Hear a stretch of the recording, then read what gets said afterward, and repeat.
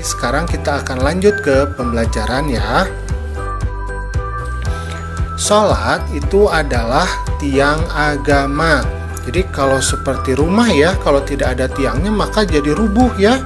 Nah, sholat itu tiangnya. Barang siapa yang menegakkan sholat, artinya melaksanakan sholat, berarti dia telah menegakkan agama Islam yang ada di dalam dirinya. Nah, barang siapa yang meninggalkan sholat, berarti dia sudah meruntuhkan agama yang ada di dalam dirinya.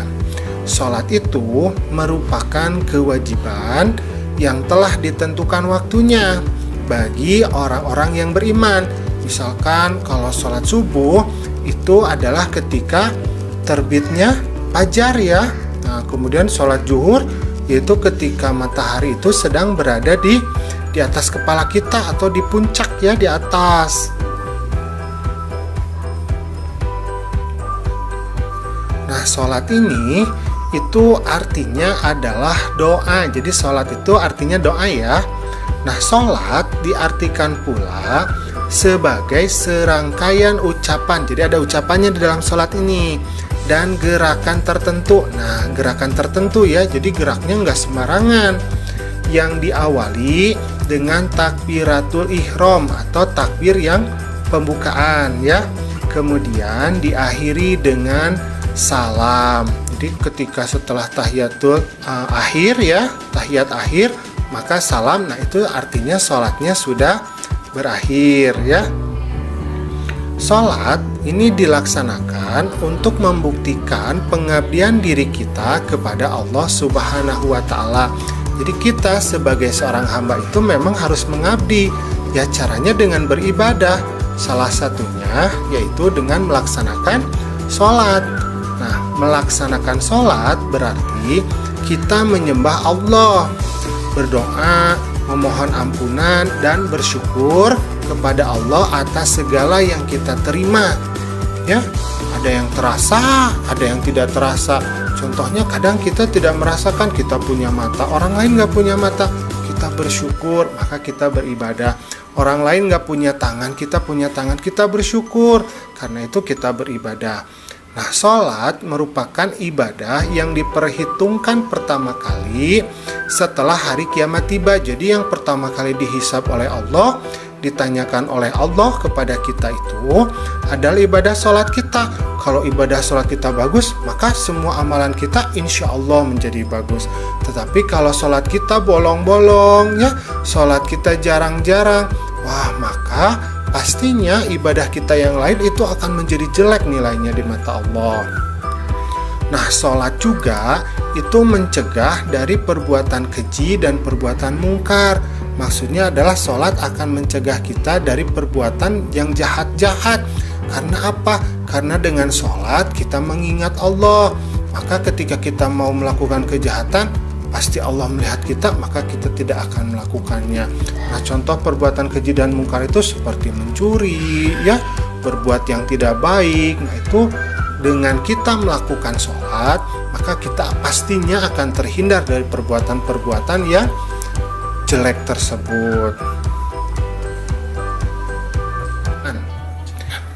Sholat itu akan memberikan hikmah. Hikmah itu apa ya? Manfaat. Nah, sholat akan memberikan hikmah yang bermanfaat jika hal tersebut dilaksanakan dengan sempurna, memenuhi syarat dan rukunnya, khusyuk dan ikhlas karena Allah. Jadi sholatnya harus ikhlas nih, nggak boleh sholatnya main-main atau karena takut ya disuruh orang tua atau guru. Nggak boleh, harusnya kita sholat itu secara ikhlas dari dalam diri kita sendiri. Nah, hikmah sholatnya diantaranya ini sebagai berikut ya. Yang pertama, dengan sholat kita akan selalu mengingat Allah. Karena kita sedang beribadah, menyembah Allah, pastinya kita akan mengingat Allah. Yang kedua, sholat ini akan mendekatkan diri kepada Allah. Jadi ketika kita semakin kita sholat ya, semakin sering kita sholat, maka diri kita itu akan semakin dekat dengan Allah. Tetapi kalau orang yang jarang sholat, maka orang tersebut jauh dari Allah ya. Kemudian sholat juga ini akan membuat kita disiplin waktu. Karena sholat kan ada 5 waktu ya, sholat wajib itu. Maka kita akan terbiasa untuk melakukan disiplin waktu. Kemudian yang keempat, sholat juga ini mengajarkan kita untuk hidup bersih. Karena ketika kita mau sholat, kita harusnya kan berwudu terlebih dahulu ya, membersihkan diri kan. Kemudian yang kelima, hidup tertib dan teratur. Jadi karena kita sering sholat dengan waktu-waktu tertentu, maka hidup kita akan menjadi lebih tertib dan teratur pastinya. Yang keenam, dengan sholat kita akan bersikap rendah hati ya. Kita tidak akan menjadi sombong karena kita selalu menghambakan diri kepada Allah, kepada Tuhan kita. Dan apa-apa yang kita miliki itu sesungguhnya adalah milik Allah.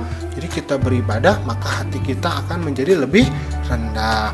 Kemudian dengan sholat juga yang ketujuhnya, hidup akan menjadi lebih damai dan menyebarkan keselamatan. Dengan kita sholat, maka hati kita menjadi lebih damai. Yang kedelapan, hati akan menjadi tenang dan tentram. Coba kamu rasakan setelah sholat, enak ya, hatinya menjadi tenang, hatinya menjadi tentram ya. Karena memang itu salah satu manfaat dari sholat.